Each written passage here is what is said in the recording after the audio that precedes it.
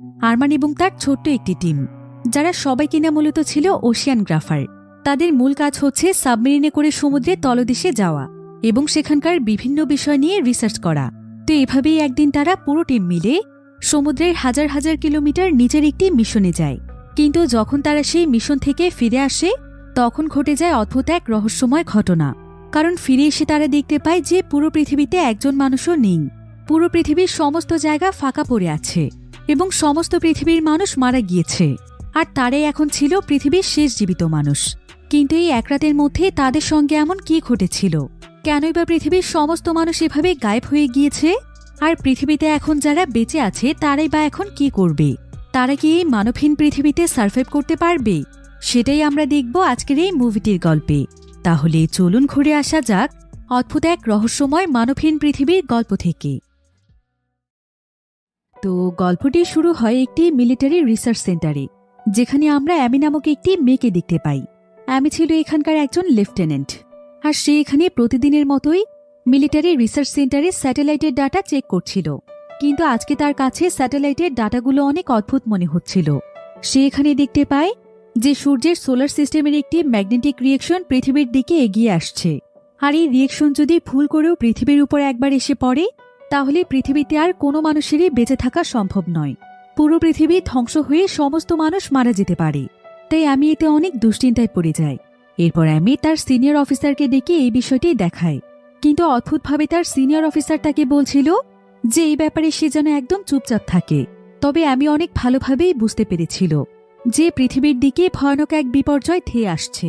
তাই আমি সেদিন দ্রুত তার বাড়িতে ফিরে এসে তার প্রত্যেকটি রিলেটিভসদেরকে ফোন করে, আর সে তাদের সবাইকে বলে যে যত দ্রুত সম্ভব এমন কোনো জায়গাতে গিয়ে লুকিয়ে পড়তে যেখানে কোনোভাবে সূর্যের আলো পৌঁছয় না, যেমন মাটির নিচের কোনো আন্ডারগ্রাউন্ড, কোনো বাংকার এবং অন্ধকার ধরনের জায়গাগুলোতে তাদেরকে আশ্রয় নিতে বলে।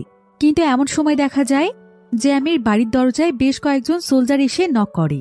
অ্যামি এতে ভীষণ ভয় পেয়ে যায়, আর সে তার প্রয়োজনীয় কিছু জিনিসপত্র নিয়ে তার বাড়ির পেছনের দরজা দিয়ে সেখান থেকে পালিয়ে যায়। অন্যদিকে আমরা আরমান নামক একজন ছেলেকে দেখতে পাই। আরমান পেশায় ছিল একজন সাবমেরিন ইঞ্জিনিয়ার। সাবমেরিন সম্পর্কিত সমস্ত ব্যাপারে তার অনেক দক্ষতা রয়েছে। তো আরমান যখন তার কাজে ব্যস্ত ছিল, ঠিক তখনই সেখানে ভিক্টোরিয়া নামক একটি মেয়ে আসে। ভিক্টোরিয়া ছিল আরমানের এক্স গার্লফ্রেন্ড। কিছু বছর আগেই কোনো এক কারণে তাদের ব্রেকআপ হয়ে গিয়েছিল, তবে বর্তমানে তারা দুজন অনেক বন্ধুত্বপূর্ণ রিলেশনশিপে রয়েছে। ভিক্টোরিয়া আবার ছিল একজন ওশিয়ান রিসার্চার। সমুদ্রের তলদেশের বিভিন্ন গাছপালা, জীবজন্তু এবং সেখানকার পরিবেশ সহ সে সবকিছুর উপর রিসার্চ করে থাকে। তো ভিক্টোরিয়া এখানে আরমানকে জানায় যে সে তার একটি নতুন প্রজেক্টে কাজ শুরু করতে যাচ্ছে, যেখানে তারা মোট 4 জন টিম মেম্বার থাকবে এবং তারা সবাই মিলে সাবমেরিনে করে সমুদ্রের তলদেশে যাবে। আর এই রিসার্চের জন্য তাদেরকে সমুদ্রের একদম গভীরতম অংশে যেতে হবে। ভিক্টোরিয়া তখন আরমানকে অফার দেয় তাদের এই প্রজেক্টটি কমপ্লিট করতে তাদেরকে সাহায্য করার জন্য। কারণ আরমান যেহেতু একজন সাবমেরিন ইঞ্জিনিয়ার ছিল, তাই সে তার সাবমেরিনে করে তাদেরকে সমুদ্রের গভীরতম অংশে নিয়ে যেতে পারবে। আর যদি আরমান তাদের এই কাজটি করে দেয়, তাহলে সে প্রচুর পরিমাণে টাকা পাবে। তবে এমন সময় ভিক্টোরিয়া তাকে জানায় যে তাদের এই প্রজেক্টটি স্পন্সর করেছে আরমানের বাবা, যে কিনা একজন বিলিয়নার ছিল। কিন্তু আরমান যখন এটা জানতে পারে, তখন সে আর এই প্রজেক্টটিতে কাজ করতে চায় না। কারণ আরমানের সঙ্গে তার বাবার সম্পর্ক খুব একটা ভালো ছিল না। যদিও আরমানের বাবা তাকে অনেক ভালোবাসে, কিন্তু আরমান তার বাবাকে একদমই পছন্দ করে না। কারণ তার বাবার অনেক টাকা পয়সা ছিল, কিন্তু এই সমস্ত টাকাগুলো তার বাবা অবৈধ উপায়ে উপার্জন করত, যেটা তার কখনোই পছন্দ ছিল না। তাই সে অনেক বছর আগেই তার বাবার কাছ থেকে আলাদা হয়ে যায় এবং নিজেই একজন সাবমেরিন ইঞ্জিনিয়ার হিসেবে কাজ শুরু করে দেয়। তো এসব কারণে আরমান ভিক্টোরিয়ার প্রস্তাব ফিরিয়ে দেয়। তবে যাওয়ার আগে ভিক্টোরিয়া আরমানকে এটা বলে যায় যে মিশনটি তাদের জন্য কতটা জরুরি। তাই ভিক্টোরিয়া তাকে অনেক অনুরোধ করে যায় যাতে করে সে এই প্রজেক্টটিতে জয়েন করে। এবার সেদিন রাতের বেলা আরমান অনেক দুশ্চিন্তায় পড়ে যায়, কারণ একেই তো ভিক্টোরিয়া তাকে অনেক অনুরোধ করে গিয়েছে, তারপর তার টাকারও অনেক প্রয়োজন ছিল। তাই আরমান মনে মনে চিন্তা করে যে এই প্রজেক্টে তার বাবা স্পন্সর করলেই বা কি আসে যায়, সে তো নিজের পরিশ্রম দিয়ে তারপর টাকা নেবে। তাই অনেক চিন্তা ভাবনা করে আরমান সেই প্রজেক্টে জয়েন হওয়ার সিদ্ধান্ত নেয়।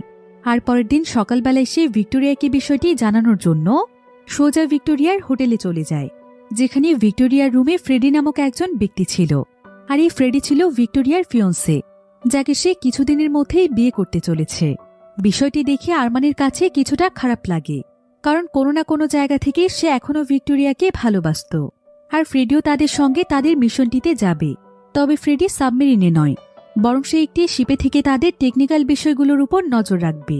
আরমান তখন ফ্রেডির সঙ্গে পরিচিত হয়, আর সে তাদেরকে জানায় যে সে তাদের সঙ্গে মিশনটিতে যেতে রাজি। আর সেদিন রাতের বেলায় তারা তাদের মিশনটিতে যাওয়ার সিদ্ধান্ত নেয়। তাই এই মিশনটি সবাই একটি জাহাজে এসে উপস্থিত হয়। জাহাজটিতে আরমান এবং ভিক্টোরিয়া ছাড়াও আরও বেশ কিছু মানুষ এসেছিল।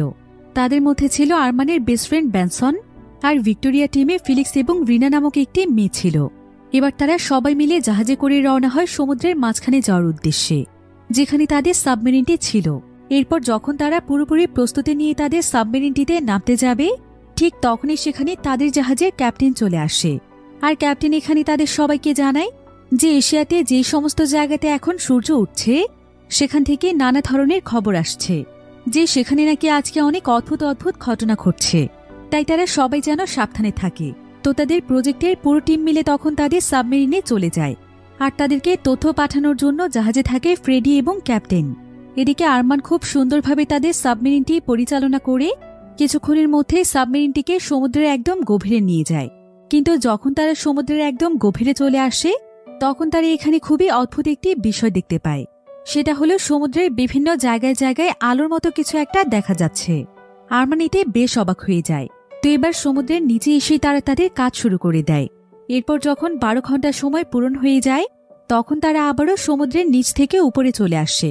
এরপর তারা শিপে যাওয়ার জন্য রেডিওর মাধ্যমে শিপের ক্যাপ্টেনের সঙ্গে কানেকশন তৈরি করার চেষ্টা করছিল, কিন্তু অনেকবার ব্যর্থ হওয়ার পর যখন তারা কানেকশন তৈরি করে ফেলে, তখন তাদেরকে অনেকবার ডাকার পরও কেউই তাদেরকে রেসপন্স করছিল না। তারা বুঝতে পারছিল না যে তাদের কি হয়েছে আর কেনই বা কেউ রেসপন্স করছে না। তাই তারাই তখন সাবমেরিনটিকে জাহাজের কাছে নিয়ে যায়, আর একটি রশির সাহায্যে তারা জাহাজে চড়ে। এরপর আরমান এবং ভিক্টোরিয়া ফ্রেডি এবং জাহাজের ক্যাপ্টেনকে খুঁজতে থাকে। কিন্তু এমন সময় তারা যখন জাহাজের কন্ট্রোল রুমের কাছে যায়, তখন তারা সেখানে ফ্রেডির একটি ভিডিও পায়, যেটা ফ্রেডি তাদের জন্য রেখে গিয়েছিল। ফ্রেডি এখানে ভিক্টোরিয়া এবং তার পুরো টিমকে উদ্দেশ্য করে বলে, তোমরা যখন সাবমেরিন থেকে ফিরে আসবে তখন রাত থাকবে, তাই আমি তোমাদেরকে নিয়ে চিন্তা করছি না। তবে তোমাদেরকে আমি অনেক গুরুত্বপূর্ণ একটি তথ্য জানাতে চাই। তোমরা সমুদ্রের নিচে যাওয়ার পর যখনই আমাদের পাশের দেশে সূর্য উঠেছিল, ঠিক তখনই হঠাৎ করে কোনো এক কারণে সমস্ত মানুষ মারা যেতে শুরু করেছিল। এমনকি একদিনই তো এশিয়ার লক্ষ লক্ষ মানুষ মারা গিয়েছে। আর আমরা যখন এই নিউজটি পেয়েছি, তখন আমরা সঙ্গে সঙ্গে একটি আইল্যান্ডে যাওয়ার সিদ্ধান্ত নিয়েছি, যেখানে একটি আন্ডারগ্রাউন্ড বাংকার আছে। সেখানে সূর্যের আলো কোনোভাবেই পৌঁছবে না। তাই তোমরা যদি আমার ভিডিওটি দেখে থাকো, তাহলে তোমরাও এমন একটি জায়গাতে লুকিয়ে পড়ো যেখানে সূর্যের আলো পৌঁছয় না। ফ্রেডি তাদেরকে আইল্যান্ডের লোকেশনটিও বলে দেয়। তাই ভিক্টোরিয়া আরমান তখন আর দেরি না করে জাহাজ থেকে সমস্ত খাবার পানি এবং তাদের প্রয়োজনীয় কিছু জিনিস নিয়ে নেয়। আর তারা সোজা তাদের সাবমেরিনে গিয়ে সে আইল্যান্ডের উদ্দেশ্যে রওনা হয়, যেটার ব্যাপারে ফ্রেডি তাদেরকে বলেছিল। এবার কিছু সময়ের মধ্যেই তারা সে আইল্যান্ডের কাছে পৌঁছে যায়। এরপর যখন তারা তাদের সাবমেরিনটিকে সেখানে বেঁধে দিচ্ছিল, ঠিক তখনই সেখানে আরও অনেক বড় একটি সাবমেরিন চলে আসে। আর এই সাবমেরিনটি ছিল তাদের দেশের ন্যাশনাল নেভির সাবমেরিন। তো সেই সাবমেরিনের একজন অফিসার আরমানের কাছে আসে, আর তারা সবাই এখানে একে অপরের সঙ্গে পরিচিত হয়। আরমান সেই অফিসারের কাছ থেকে জানতে পারে যে তারাও সেই বাংকারের দিকেই যাচ্ছে। তবে এমন সময় আবার ভিক্টোরিয়ার কাছে ফ্রেডির আরও একটি ভিডিও আসে, যেখানে ফ্রেডি শত শত মানুষের সঙ্গে সেই বাংকারের মধ্যে যাচ্ছিল। কিন্তু এখানকার সবাই এই দ্বীপটির সম্পর্কে জানত, তবে এটা জানত না যে বাংকারটি মূলত কোথায় আছে। আর তাদের কাছে খুব বেশি সময় নেই যে তারা বাংকারটিকে খুঁজে বের করবে। তাই তারা সবাই তখন সেই দ্বীপ থেকে সোজা তাদের শহরের দিকে রওনা হয়, যাতে করে সেখানে গিয়ে তারা এই আন্ডারগ্রাউন্ডের বাংকারটির ব্যাপারে জানতে পারে। কিন্তু যখন তারা শহরে এসে পৌঁছয়, তখন তারা শহরের পরিস্থিতি দেখতে পেয়ে একদম অবাক হয়ে যায়, কারণ পুরো শহর যেন একদম ধ্বংস হয়ে গিয়েছিল। এমনকি শত শত মানুষের লাশ রাস্তায় পড়ে আছে, যদিও লাশগুলোর শরীরে কোনো রকমের ক্ষত বা সূর্যের আলোতে পুড়ে যাওয়ার কোনো চিহ্ন ছিল না, কিন্তু প্রত্যেকটি মানুষের সমস্ত অঙ্গ প্রত্যঙ্গ ভিতর থেকে একদম জ্বলে গিয়েছিল। এসব দেখে সবাই অনেক ভয় পেয়ে যায়। এভাবেই যত বেশি তারা শহরের দিকে এগিয়ে যাচ্ছিল, তারা তাদের সামনে তত বেশি লাশ দেখতে পাচ্ছিল। তবে এমন সময় সেখানকার অফিসারকে তাদেরই একজন টিম মেম্বার ফোন দেয়, আর জানায় যে সে এখানকার ব্যাংকের মধ্যে একজন মানুষকে জীবিত পেয়েছে। তাই তারা সবাই তখন দৌড়ে সেই ব্যাংকে চলে যায়। এদিকে এখন তাদের কাছে আর মাত্র 30 মিনিটের মতো সময় ছিল, কারণ 30 মিনিট পরে সূর্যোদয় হবে। তাই 30 মিনিটের মধ্যেই তাদেরকে যেভাবেই হোক লুকিয়ে পড়তে হবে। এদিকে সেই সাবমেরিন অফিসার সবাইকে তাদের সাবমেরিনে ফিরে আসতে বলে, কারণ তা না হলে এখানে থাকলে তারা মারা যাবে। আর অন্যদিকে ভিক্টোরিয়া এবং আরমান তখনও সেই বাংকারটিকে খোঁজার চেষ্টা করছিল। আর অন্যদিকে দেখা যায় যে সেই নেভি অফিসারের কয়েকজন সদস্য ব্যাংকের ভোল্টের ভেতরে চলে যায়। আর তারা এমন পরিস্থিতিতেও সেখানকার টাকাগুলোকে লুট করতে চাইছিল, যেটা দেখে তাদের চিফ তাদের উপর প্রচণ্ড রেগে যায়। তবে এমন সময় আবার সেখানকার ভোল্টের দরজা অটোমেটিকভাবে লক হয়ে যায়। আর সমস্ত সদস্যরা ভোল্টের ভেতরে থাকলেও অল্টার নামক একজন ব্যক্তি ভোল্টের বাহিরেই ছিল, কিন্তু সে তো এই দরজার পাসওয়ার্ড জানত না। তাই হাজার চেষ্টা করেও কোনোভাবেই সে দরজাটিকে খুলতে পারছিল না। তারপর অল্টান অনেক সময় ধরে চেষ্টা করে তাদেরকে ভোল্টের ভেতর থেকে বাহিরে আনার জন্য, কিন্তু কোনোভাবেই সে তাদেরকে আর কোনো সাহায্য করতে পারে না। এদিকে তার হাতে আর মাত্র 15 মিনিটের মতো সময় ছিল, তাই সে বাধ্য হয়েই তখন গাড়ি নিয়ে তাদের সাবমেরিনের উদ্দেশ্যে রওনা হয়। আর অল্টান যখন সাবমেরিনে ফিরে আসে তখন বাকি সদস্যদেরকে না দেখতে পেয়ে অফিসার প্রচণ্ড রেগে যায়। বিশেষ করে সে আরমান এবং ভিক্টোরিয়ার উপর রেগে গিয়েছিল, কারণ তাদের জন্যই তারা মূলত সেই এরিয়াতে গিয়েছিল। এদিকে ভিক্টোরিয়াদের টিমে ভেনা নামক যে মেয়েটি ছিল সে এখানে নিউজের মাধ্যমে সূর্যের এই ভয়ানক তাপমাত্রা সম্পর্কে জানার চেষ্টা করছিল। নিউজটিতে বলা হয়েছে যে প্রতি 11 বছর পর পর সূর্য নিজের পোলারাইজেশন চেঞ্জ করে। এটি মূলত সূর্যের খুবই স্বাভাবিক একটি প্রক্রিয়া, কিন্তু এবার যখন সূর্য নিজের পোলারাইজেশন চেঞ্জ করছিল তখন হঠাৎ করে সোলার সিস্টেমে অদ্ভুত এক ধরনের পরিবর্তন ঘটে, যার ফলে পোলারাইজেশনে এক ধরনের ম্যাগনেটিক শক্তির উৎপন্ন হয়ে যায়। এতে করে সূর্য পৃথিবীর কয়েক ইঞ্চি কাছে চলে আসে। আর সূর্যের এইভাবে কাছে চলে আসার ফলেই সূর্যের তাপমাত্রায় এখন মানুষ মারা যাচ্ছে। অন্যদিকে আরমান এবং ভিক্টোরিয়া সেই জায়গাটিকে চিনতে পেরে অনেক দ্রুত সময়ে সেখানে পৌঁছে যায়। আর তারা আন্ডারগ্রাউন্ডে সেই বাংকারটিকেও খুঁজে পেয়ে যায়। কিন্তু যখন তারা সেই বাংকারের ভেতরে প্রবেশ করে তখন তারা দেখতে পায় যে বাংকারের মধ্যে থাকা একজন মানুষও বেঁচে নেই, সবাই এখানে মারা গিয়েছে। অর্থাৎ এই বাংকারও তাদেরকে সূর্যের আলো তীব্রতার হাত থেকে বাঁচাতে পারেনি, যেটা দেখে আরমান এবং ভিক্টোরিয়া আরও অনেক ভয় পেয়ে যায়।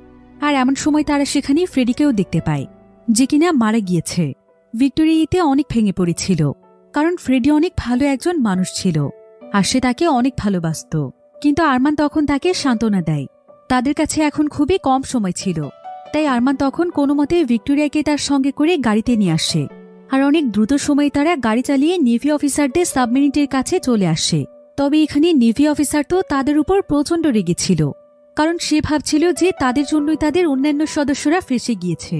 তাই সে কোনোভাবেই আরমান এবং ভিক্টোরিয়াকে তাদের সাবমেরিনে প্রবেশ করতে দিতে চাইছিল না। তবে এখানে ভিক্টোরিয়ার টিমের কয়েকজন সদস্য আশ্রয় নিয়েছিল। তারা চাইছিল আরমান এবং ভিক্টোরিয়াকে এখানে আসতে দেয়া হোক। আর এমন সময় সেখানকার মেন চিফ অফিসারকে বলে যে এখন কোনো বিষয় নিয়ে রাগ দেখানোর সময় নয়, কারণ এখন তাদেরকে যতটুকু সম্ভব মানুষদেরকে বাঁচাতে হবে, তা না হলে পৃথিবীতে কোনো মানুষই থাকবে না। চিফের কথা শুনে ভিক্টোরিয়াদের টিমের সবাই বুঝতে পারে যে নেভি সাবমেরিনের মধ্যে চিফে হচ্ছে সবচাইতে ভালো মনের মানুষ। তো এবার আরমান এবং ভিক্টোরিয়াকে সাবমেরিনে প্রবেশ করতে দেয়া হয়। আর সাবমেরিনটি আস্তে আস্তে সমুদ্রের গভীরে যেতে থাকে। তো এই সাবমেরিনে এখন নেভি সোলজাররা বাদে আরও 5 জন সদস্য ছিল, আর এই 5 জনই ছিল ভিক্টোরিয়া টিমের সদস্য। তো এখানকার নেভি সোলজাররা তাদের 5 জনকে আলাদা আলাদা কাজ দিয়ে দেয়। কাজগুলো ছিল মূলত সাবমেরিনের বিভিন্ন অংশ দেখাশোনা করা। তো এবার সাবমেরিনটি যখন সমুদ্রের অনেক গভীরে চলে আসে তখন হঠাৎ করে এটার মধ্যে প্রচুর পরিমাণে প্রেশার ক্রিয়েট হয়ে যায়। সাবমেরিনের ইঞ্জিনে অনেক বড় একটি সমস্যা দেখা দেয়। এতে সেখানকার সবাই অনেক ভয় পেয়ে যায়। আর এই সাবমেরিনের যে চিফ ইঞ্জিনিয়ার ছিল সে সেই ব্যাংকের ভোল্টের মধ্যে আটকা পড়ে গিয়েছে। তাই এখানে ইঞ্জিন ঠিক করার মতো আর কেউই ছিল না। তবে সৌভাগ্যবশত আরমান একজন সাবমেরিন ইঞ্জিনিয়ার ছিল, তাই সে এখানে আর এক মুহূর্ত দেরি না করে কিছুক্ষণের মধ্যেই সাবমেরিনটির ইঞ্জিনটি পুরোপুরিভাবে ঠিক করে দেয়। সবাই এতে তার উপর বেশ ইমপ্রেস হয়ে গিয়েছিল। এমনকি মেন চিফ তো এখানে তার উপর এতটাই খুশি হয়ে যায় যে আরমানকে সে সাবমেরিনের মেন ইঞ্জিনিয়ার বানিয়ে দেয়। কিন্তু এখানকার কমান্ডার অফিসার তো তার উপর আগে থেকেই ভীষণ রেগেছিল, তাই সে চিফের এই সিদ্ধান্তে মোটেও খুশি ছিল না। তবে সে চাইলেও চিফের বিরুদ্ধে কোনো কিছু বলতে পারবে না। এবার দেখতে দেখতেই সময় পার হতে থাকে। তারা প্রায় বেশ কয়েকদিন ধরে তাদের সাবমেরিন নিয়ে সমুদ্রের নিচেই ছিল। তবে বর্তমানে নেভি সোলজারদের আচরণ অনেক বেশি পরিবর্তন হয়ে গিয়েছিল। তারা এখন সাবমেরিনের কোনো ধরনের কাজই করত না, বরং সমস্ত কাজ তারা ভিক্টোরিয়া এবং তার টিমের সবাইকে দিয়েই করাত। এমনকি তাদের কাজে যদি সামান্য পরিমাণ ভুল হতো তাহলে তারা তাদের সঙ্গে খুবই বাজে আচরণ করত। এমনকি আজকে তো একজন সোলজার আরমানের বন্ধু বেনসনের গায়ে হাত দিয়ে বসে। আরমান এবং ভিক্টোরিয়া এতে প্রচণ্ড রেগে যায়, আর তারা সোজা চিফের কাছে গিয়ে এই ব্যাপারে জানায়। এবার সেদিন রাতের বেলা অল্টান এবং বাকি সোলজাররা মিলে ড্রিঙ্ক করছিল, আর অল্টান যখন এখানে ভিক্টোরিয়াকে দেখতে পায় তখন সে ভিক্টোরিয়ার সঙ্গে খুবই বাজে আচরণ করতে শুরু করে। ভিক্টোরিয়া তো এতে ভীষণ রেগে যায়। আর ঠিক এমন সময় সেখানে অলিভিয়া নামক একটি মেয়ে চলে আসে। অলিভিয়া ছিল এখানকার মেইন চিফের মেয়ে। সেও সাবমেরিনের বড় একটি দায়িত্বে ছিল, তাই সে অল্টানকে ভিক্টোরিয়ার কাছ থেকে দূরে থাকতে বলে। অল্টান এতে ভীষণ রেগে যায়, আর সে সমস্ত সোলজারদেরকে ভিক্টোরিয়া টিমের বিপক্ষে নিয়ে আসার চেষ্টা করছিল, যাতে করে তাদের সবাইকে এখান থেকে বের করে দেয়া হয়, কারণ তারা নাকি এখানে তাদের খাবার পানির মতো রিসোর্সগুলো নষ্ট করছে।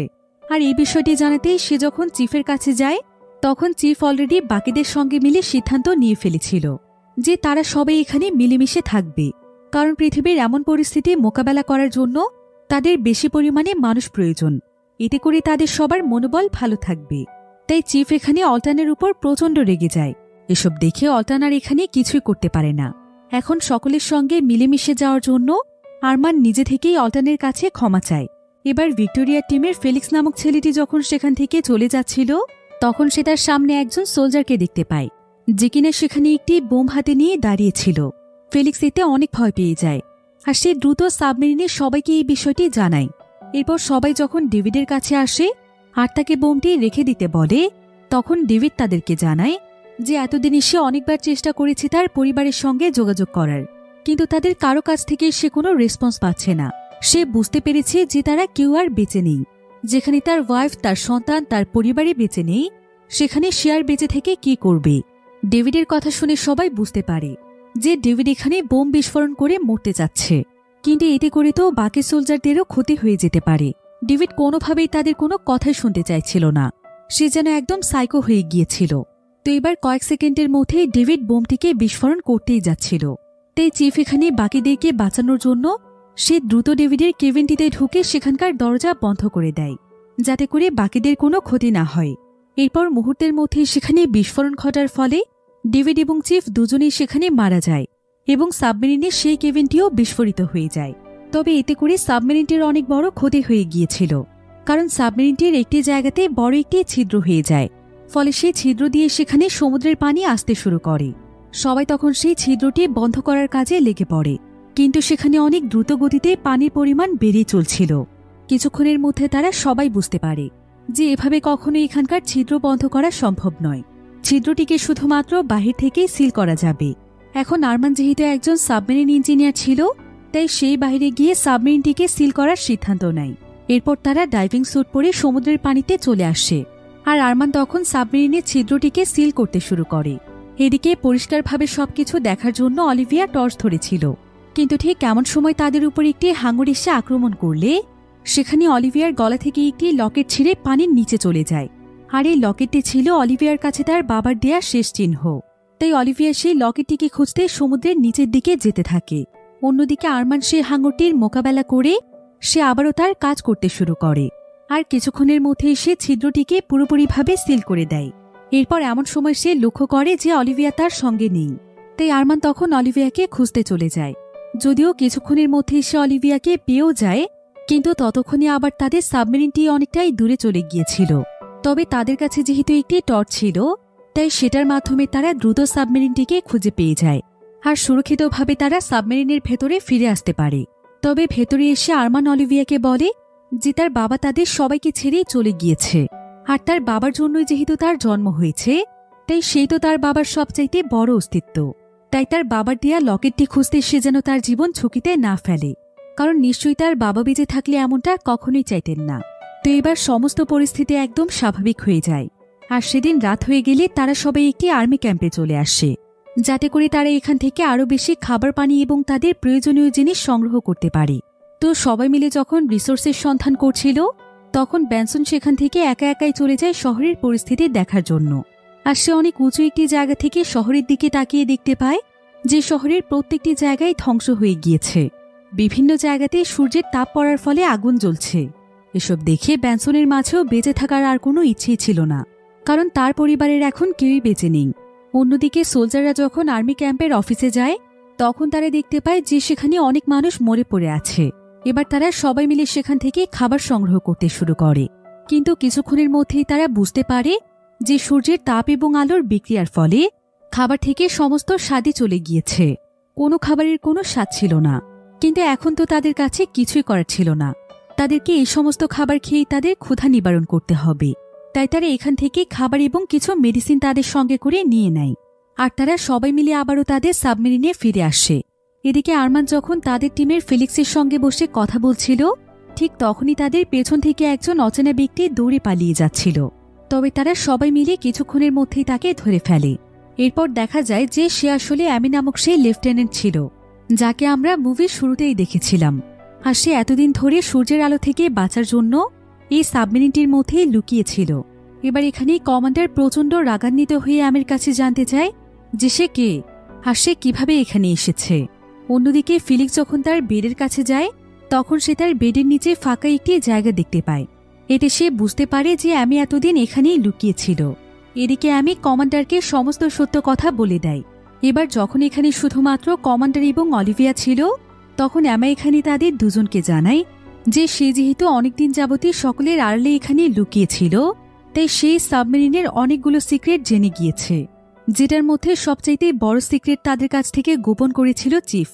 কারণ অ্যামা অনেকবার চিফকে কারোর সঙ্গে কথা বলতে শুনেছিল এবং সে তাদের সঙ্গে গোপন একটি প্ল্যান করছিল।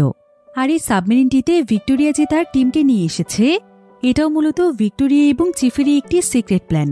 তবে বাবার সম্পর্কে এমন কথা শুনে অলিভিয়া অ্যামার উপর ভীষণ রাগ করছিল। তবে সে বুঝতে পারছিল না যে এসবের পেছনে কি কারণ থাকতে পারে। এখন এর সত্যতা যাচাইয়ের জন্য অলিভিয়া এবং কমান্ডার চিফের জিনিসপত্র চেক করতে থাকে। আর তারা সেখানে চিফের একটি ডায়েরি চেক করে দেখতে পায় যে চিফের ডায়েরিতে বেশ কিছুদিন আগে ভিক্টোরিয়া এবং তার টিম মেম্বারদের নাম লেখা ছিল। আর ভিক্টোরিয়ার নামের মধ্যে একটি সার্কেল তৈরি করা ছিল। তার মানে তার বাবা তাদেরকে আগে থেকেই চিনত। বিষয়গুলো লক্ষ্য করলেই বোঝা যায় যে এর পেছনে বড় কোনো কারণ রয়েছে। অন্যদিকে ভিক্টোরিয়া লুকিয়ে লুকিয়ে কারোর সঙ্গে কন্ট্যাক্ট করার চেষ্টা করছিল। এদিকে অলিভিয়া এবং কমান্ডার সিদ্ধান্ত নেয় যে তারা ভিক্টোরিয়াকে এখন কোনো ব্যাপারে কিছুই জিজ্ঞাসা করবে না, বরং তারা তার উপর নজর রাখবে আর তার প্ল্যান সম্পর্কে জানার চেষ্টা করবে। অন্যদিকে ভিক্টোরিয়া কন্ট্রোল রুমে গিয়ে লুকিয়ে লুকিয়ে কারোর সঙ্গে যোগাযোগ করার চেষ্টা করছিল, কিন্তু অনেক সময় যাবৎ চেষ্টা করার পরও সে কোনোভাবেই কন্ট্যাক্ট করতে পারছিল না। অন্যদিকে ব্যানসন সহ সাবমেরিনের আরও দুজন সোলজার অনেক অসুস্থ হয়ে পড়েছিল। আর এর কারণ হিসেবে ব্যানসন আরমানকে জানায় যে তারই প্রথম সেই আর্মি ক্যাম্পের খাবারগুলো খেয়েছিল, আর তারপর থেকেই তাদের শরীর আস্তে আস্তে অসুস্থ হয়ে পড়েছে। তাই তারা সেদিন রাত হয়ে গেলে সেই আর্মি ক্যাম্পে গিয়ে খাবারগুলো আবারও চেক করে এবং দেখতে পায় যে এবার খাবার থেকে শুধু নিউট্রিশনই শেষ হয়ে যায়নি, যে সমস্ত খাবারের মেয়াদ এখনও ছিল সেগুলোও পচে গিয়েছে। অন্যদিকে কমান্ডার অলিভিয়াকে বলে যে আমি তাদের অনেক কাজে আসতে পারে, কারণ সে যেহেতু ডেটা অ্যানালাইসিংয়ের লেফটেন্যান্ট ছিল, তাই তার হয়তো কম্পিউটারের ব্যাপারে অনেক ভালো জ্ঞান রয়েছে, যেটা পরবর্তীতে তাদের কাজে আসতে পারে। তাই কমান্ডার অ্যামিকেও তাদের সদস্য বানিয়ে নেয়। কমান্ডার তখন অ্যামিকে আর্মি বেসের কন্ট্রোল রুমে নিয়ে যায়, যেখানে সে আগেও কাজ করেছিল। আর এই কন্ট্রোল রুমের ইনফরমেশনের মাধ্যমে তারা জানতে পারে যে ভিক্টোরিয়া প্রায় 2 বছর নেটোর সঙ্গে কাজ করেছে, যেখানে ভিক্টোরিয়াকে একটি স্পেশাল প্রজেক্ট দেওয়া হয়েছিল, যেটার মাধ্যমে সমুদ্রের মাঝখানে এমন কিছু জায়গা খুঁজে বের করা যেখানে মানুষের বসবাসের জন্য উপযুক্ত পরিবেশ রয়েছে। আর এসব কিছু দেখে তারা সবাই বুঝতে পারে যে ভিক্টোরিয়া তাহলে সমুদ্রের ব্যাপারে অনেক ভালো আইডিয়া আছে। এখানে আবার তারা একটি সিগন্যালও পায়, যেখানে দেখা যাচ্ছিল যে রাশিয়া এখনও কিছু মানুষ জীবিত আছে, আর তার একটি স্পেস সেন্টার থেকে এখানে সিগন্যাল পাঠাচ্ছে। অন্যদিকে এখন সমস্ত খাবার যেহেতু নষ্ট হয়ে গিয়েছিল, তাই এখন তাদের কাছে খুব বেশি পরিমাণ খাবার ছিল না। আর এভাবে চলতে থাকলে খুব শীঘ্রই তারা খাবারের অভাবেই মারা যাবে। এদিকে সূর্য উঠতে আর মাত্র 20 মিনিট সময় বাকি ছিল, তাই তাদের সবাইকে সাবমেরিনে ফিরে আসতে বলা হয়। তাই ভিক্টোরিয়া তখন দ্রুত বেনসনকে ডাকতে যায়, কিন্তু বেনসন তাকে জানায় যে সে আর সাবমেরিনে ফিরে যেতে চায় না, কারণ তার শরীর এখন এতটাই খারাপ ছিল যে সে এমনিতেও বেশি দিন বাঁচবে না। তাছাড়া এখন তার পৃথিবীতে বাঁচারও কোনো ইচ্ছে নেই। তাই সে এখানেই শেষবারের জন্য একবার সূর্যোদয় দেখে শান্তিতে মৃত্যুবরণ করতে চায়। এটাই তার জীবনের শেষ ইচ্ছে। তাই ভিক্টোরিয়া এবং সে একে অপরকে জড়িয়ে ধরে শেষবারের মতো বিদায় জানায়। এরপর বাকি সবাই সাবমেরিনে ফিরে আসে। আর সাবমেরিন যখন সমুদ্রের একদম গভীরে চলে আসে এবং আরমান যখন ব্যানসনের ব্যাপারে জানতে পারে যে ব্যানসন উপরেই রয়েছে, তখন আরমান সঙ্গে সঙ্গে ব্যানসনকে ফিরিয়ে আনার জন্য যাচ্ছিল। কারণ ব্যানসন তার সবচাইতে ভালো বন্ধু।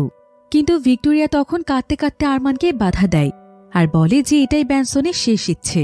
ব্যানসন এমনিতেও বাঁচবে না, তাই তাকে তার শেষ ইচ্ছে পূরণ করতে দেওয়া উচিত। আরমান এতে অনেক কষ্ট পায়, তবে এখন বাস্তবতা মেনে নেওয়া ছাড়া তার কাছে আর কোনো উপায় ছিল না। অন্যদিকে ব্যানসন সূর্যোদয় দেখার জন্য একটি সমুদ্রের কিনারায় দাঁড়িয়েছিল, আর কিছুক্ষণের মধ্যেই সেখানে দেখতে দেখতে সূর্যোদয় হয়। এরপর ব্যানসন হয়তো সেখানেই মারা যায়। এবার সেদিন রাতের বেলা ভিক্টোরিয়াদের সাবমেরিনটি যখন উপরে আসে, তখন আরমান সঙ্গে সঙ্গে তার বন্ধু বেনসনকে খুঁজতে বেরিয়ে পড়ে, কারণ সে ভাবছিল যে বেনসন যদি কোনো মতে বেঁচে যায়।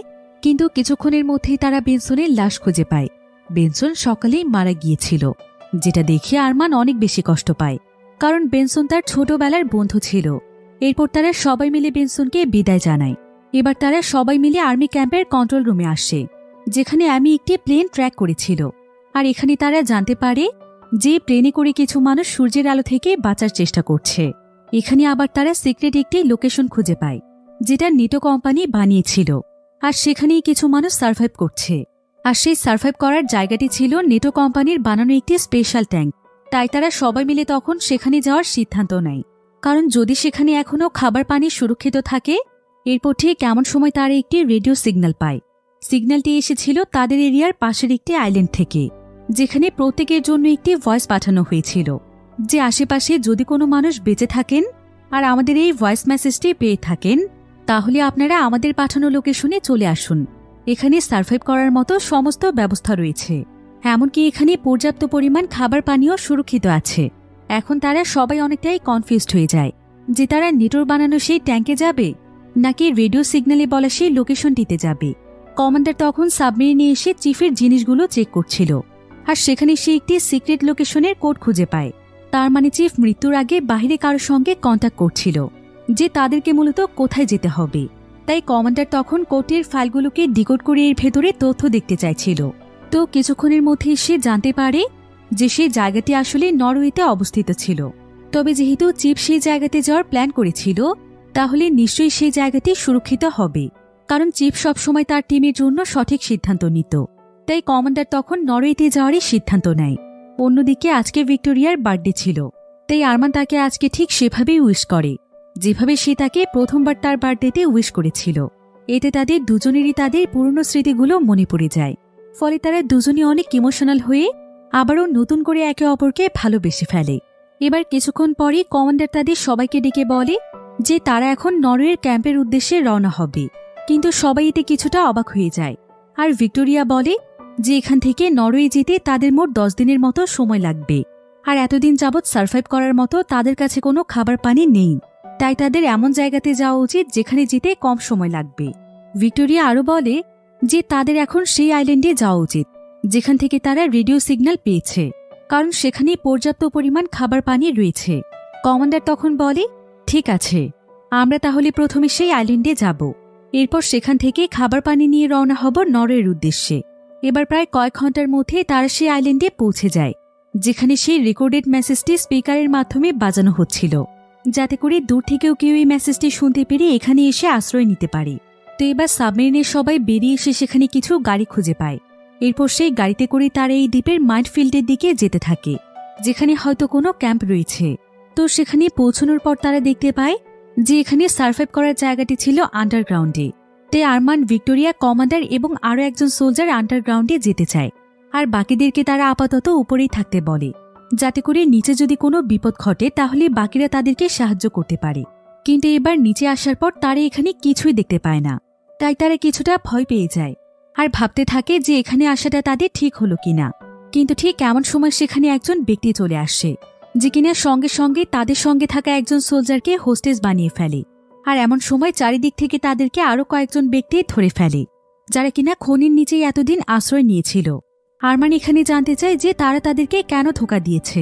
এরপর এখানে জানা যায় যে তারা আসলে সকলের জন্য একটি ফেক মেসেজ পাঠিয়েছিল, যাতে করে খাবারের লোভে কেউ তাদের কাছে চলে আসে এবং তারা তাদের কাছ থেকে খাবার পানি ছিনিয়ে নিতে পারে। কারণ গত 10 দিন ধরে তারা এই মাইনের ভেতরেই বাঁচার জন্য লুকিয়ে আছে, আর তারা অনেক ক্ষুধার্ত।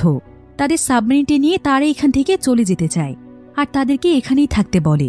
কিন্তু কমান্ডার তখন তার টিমকে বাঁচানোর জন্য সেখানে গুলি করতে শুরু করে। তবে সেই শ্রমিকরা তো তৎক্ষণাৎ সেখানে তাদের একজন সোলজারকে মেরেই ফেলে। এদিকে আরমান এবং কমান্ডার তাদের হাত থেকে বাঁচার আপ্রাণ চেষ্টা করছিল। অন্যদিকে ভিক্টোরিয়া সুযোগ পেয়ে বাকিদেরকে বিষয়টি জানাতে যায় যে সম্পূর্ণ ঘটনাটি একটি ট্র্যাপ ছিল। অন্যদিকে উপরে সবাই গুলির আওয়াজ পাচ্ছিল, এতে তারা সবাই অনেক বেশি ভয় পেয়ে যায়। তাই অলিভিয়া তখন সেখানে থাকে একটি এলিভেটরকে ঠিক করতে শুরু করে, আর সেখানে আরও একটি এলিভেটর ছিল। তাই অলিভিয়া তখন নিচে যাওয়ার জন্য সে এলিভেটরটিকে ঠিক করতে শুরু করে। অন্যদিকে এমন সময় ভিক্টোরিয়া দেখতে পায় যে সেই শ্রমিকেরা তাদের মতোই আরও অনেক মানুষকে ট্র্যাপে ফেলে এখানে নিয়ে এসেছে, আর তাদেরকে এখানে বেঁধে রাখা হয়েছে। কিন্তু সবচাইতে ভয়ানক ব্যাপার হচ্ছে যে শ্রমিকেরা যেহেতু 10 দিন যাবৎ না খেয়েছিল, তাই কেউ কেউ তো এখানে মৃত মানুষদের লাশ ছিঁড়ে ছিঁড়ে খাচ্ছিল। অন্যদিকে অলিভিয়া কোনোভাবেই এলিভেটরটিকে ঠিক করতে পারে না, তাই সে একটি রশির সাহায্যে একাই তার টিমকে বাঁচাতে চলে যায়। এদিকে উপরে থেকে রিনা এবং ফিলিক্স মিলে এলিভেটরটিকে ঠিক করার চেষ্টা করছিল। অন্যদিকে অলিভিয়া নিচে আসার পর সে সেখানে ভিক্টোরিয়াকে খুঁজে পেয়ে যায়। এমন সময় আরমান এবং কমান্ডার সেখানে দৌড়ে চলে আসে, তবে শ্রমিকেরা এখনও তাদের পিছু করছিল। কিন্তু আরমান কোনো মতে সবাইকে নিচে থাকা এলিভেটরে চড়িয়ে দিয়ে সে কোনো মতে সেখানে একটি বাটন প্রেস করে এবং একদম শেষ পর্যায়ে সেও কোনো মতে এলিভেটরটিকে ধরে উপরে চলে আসে। এরপর তারা সবাই মিলে কোনো মতে সেখানে থাকা গাড়িতে চড়ে কিছুক্ষণের মধ্যেই তাদের সাবমেরিনের কাছে পৌঁছে যায়। যদিও সবাই সাবমেরিনের কাছাকাছি চলে এসেছিল, কিন্তু হঠাৎ করে ভিক্টোরিয়া এবং আরমানের গাড়িটি খারাপ হয়ে যায়। অন্যদিকে শ্রমিকেরা অন্য আরেকটি এলিভেটরে করে উপরে চলে এসেছিল, তাই আরমান এবং ভিক্টোরিয়া তখন সেখান থেকে দৌড়তে শুরু করে। তবে ততক্ষণে শ্রমিকেরা তাদের অনেক কাছাকাছি চলে এসেছিল। কিন্তু তারা দুজন যখন কোনো মতে সাবমেরিনের কাছাকাছি চলে আসে, তখন দূর থেকেই কমান্ডার তাদেরকে সাহায্য করার চেষ্টা করছিল। কমান্ডার তার কয়েকজন সোলজারদেরকে নিয়ে শ্রমিকদেরকে গুলি করতে শুরু করে, কিন্তু এত কিছুর পরও একজন শ্রমিক ভিক্টোরিয়াকে ধরেই ফেলে। আর সে ভিক্টোরিয়ার গলায় একটি চাকু ধরে তাদের সবাইকে বলে যে তারা যদি তাদের সাবমেরিনটি তাদেরকে না দিয়ে দেয় তাহলে তারা এখানে ভিক্টোরিয়াকে মেরে ফেলবে। কিন্তু তারপরও কমান্ডার তাদেরকে সাবমেরিনটি দিতে রাজি হয় না। কিন্তু কমান্ডার তখন সঙ্গে সঙ্গে সেই শ্রমিককে গুলি করে দিলে মৃত্যুর আগে সে ভিক্টোরিয়াকেও মেরে ফেলে। আরমানিতে অনেক ভেঙে পড়েছিল, কারণ প্রথমে তো সে তার প্রিয় বন্ধুকে হারিয়েছে, আর এখন হারিয়েছে তার ভালোবাসার মানুষকে। তাই সে নিজেকে নিয়ন্ত্রণ করতে পারছিল না। সে সেখানে একদম পাগলের মতো আচরণ করছিল। তবে তখন সোলজাররা মিলে তাকে কোনো মতে সাবমেরিনে নিয়ে আসে। এবার কমান্ডার সেদিন চিফের কম্পিউটার চেক করছিল, আর চিফের কম্পিউটার থেকে সে বেশ কিছু তথ্য পায়।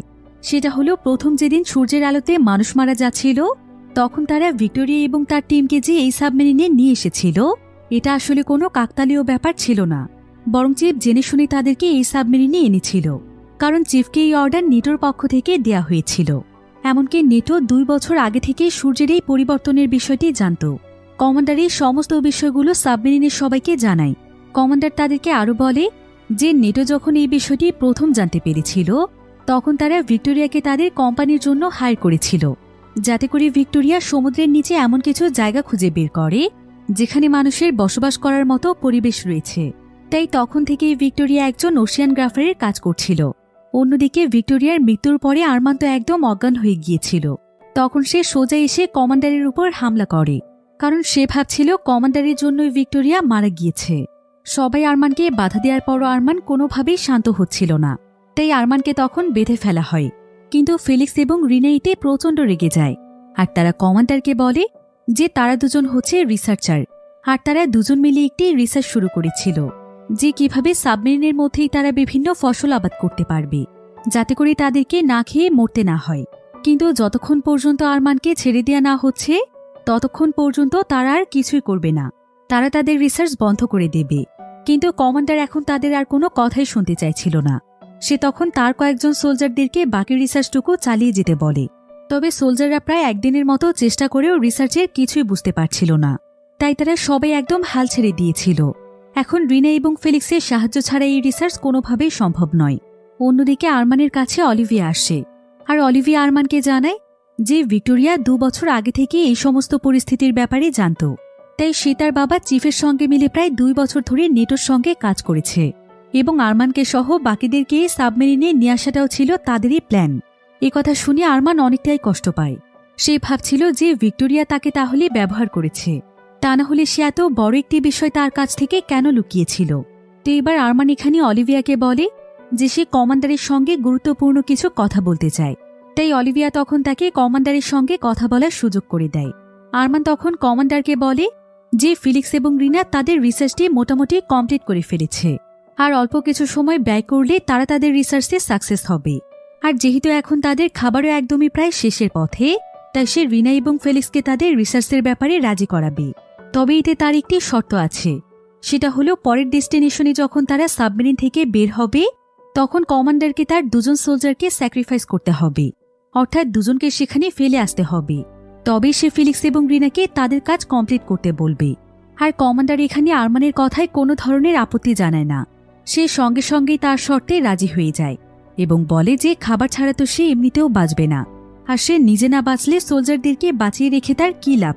তো কমান্ডার যখন এই ব্যাপারে রাজি হয়ে যায় তখন দেখা যায় যে আরমান সেখানে একটি রেকর্ডার চালু করে রেখেছিল, আর সেই রেকর্ডারের মাধ্যমে সাবমেরিনের সবাই তাদের 2জনের কথা শুনছিল।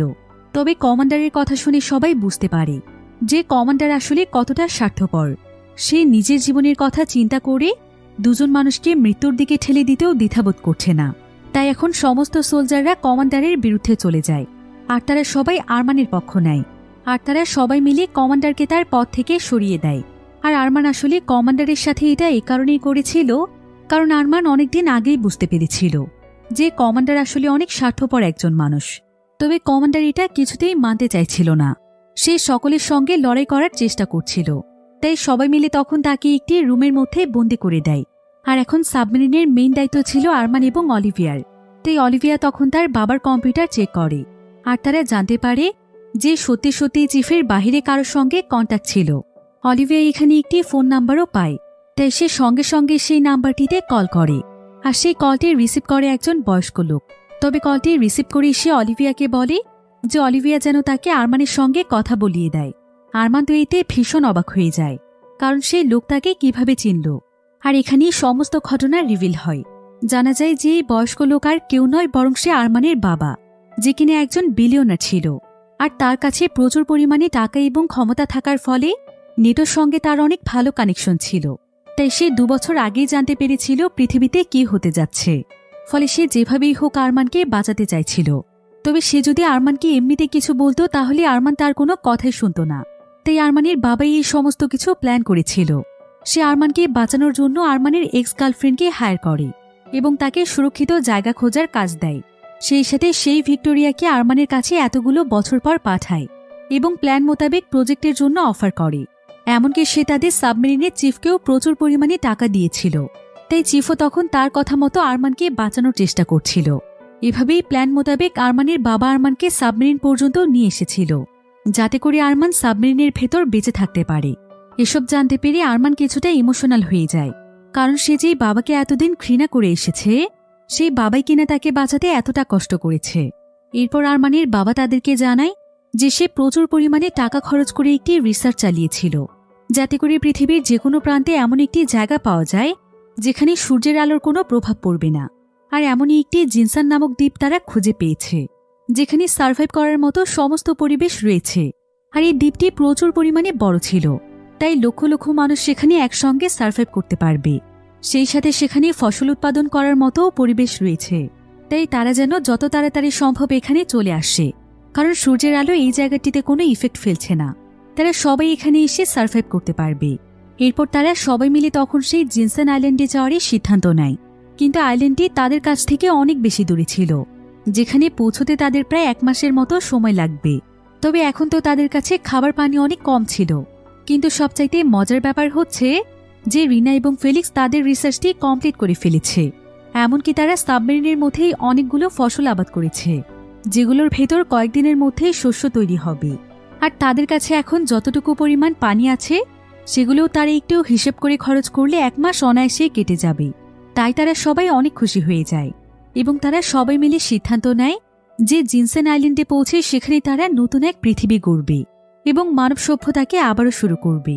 এই উদ্দেশ্য নিয়েই তারা সবাই রওনা হয় জিনসান আইল্যান্ডের দিকে। আর এভাবেই খুব সুন্দর একটি এন্ডিংয়ের মাধ্যমে গল্পটি এখানেই শেষ হয়ে যায়।